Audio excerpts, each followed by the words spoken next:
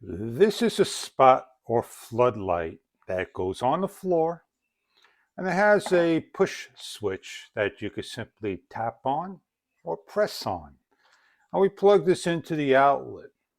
Now, depending on where you want to hook up your light, I'm going to demonstrate it like so right here so you can get an idea of what it looks like.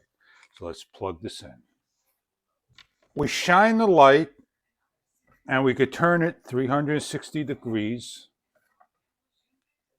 wherever we want, and we want to adjust the color from cool to warm, we can do so. There are 3 levels. This is 1, 2, 3. We press on the switch, you can hear it click off and click on.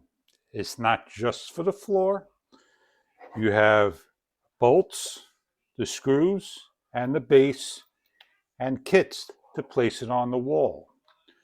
So if you got something you want to shine and light up, you can do so. If you want to dim this down, you hook it up to a dimmer switch.